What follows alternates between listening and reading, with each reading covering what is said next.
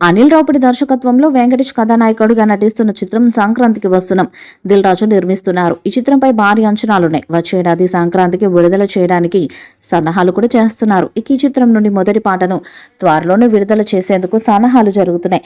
ఈ చిత్రంలోని తొలి గీతానికి రమణ గోగుల గాత్రం అందిస్తున్నారు.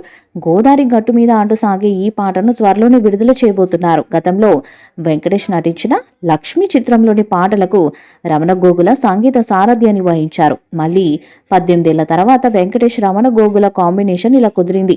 20 ఏళ్ల కిందట తన మ్యూజిక్ తో రమణ గోగుల చేసిన సెన్సేషన్ రాతలు చెప్పలేనిది. పవర్ స్టార్ పవన్ కళ్యాణ్ తో కలిసి బంగాళాఖాతంలో, నీరంటే నువ్వేలే వంటి సాంగ్స్ తో అప్పటి యూత్ను ఉర్రూతలూగించాడు రమణ గోగుల.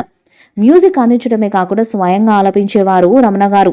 పవర్ స్టార్తో బద్రి, తమ్ముడు, వెంకీతో లక్ష్మి, రెబల్ స్టార్తో యోగి వంటి బ్లాక్ బస్టర్ సినిమాలకు సంగీతాన్ని అందించారాయన.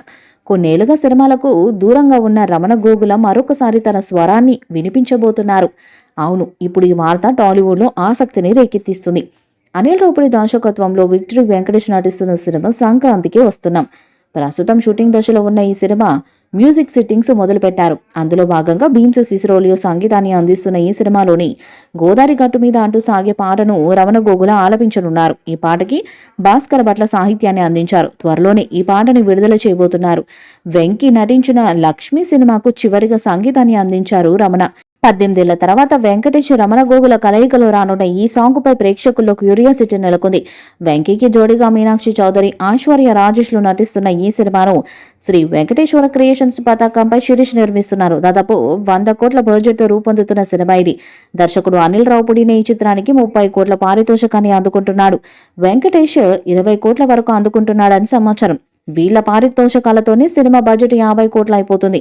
ఇక మేకింగ్ క్యాస్ట్, మిగిలిన క్యాస్టింగ్ రెమ్యునరేషన్ వంటివి అన్ని కలుపుకుంటే ఇంకో 50 కోట్లు అవుతుందని వినికిడి.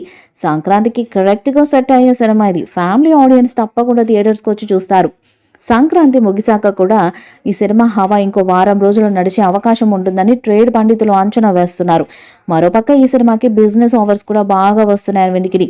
ఈ సినిమాకి థియేట్రికల్ డీల్స్ 75 కోట్ల వరకు వచ్చాయట. నాన్ థియేట్రికల్ రైట్స్ ఇంకో 30 కోట్లు వచ్చిన నిర్మాతకి టేబుల్ ప్రాఫిట్ దక్కినట్టే. సో ఏదేమైనా సంక్రాంతికి వస్తున్న బిజినెస్ పరంగా చూసుకుంటే దిల్ రాజు సేఫ్ అని చెప్పాలి.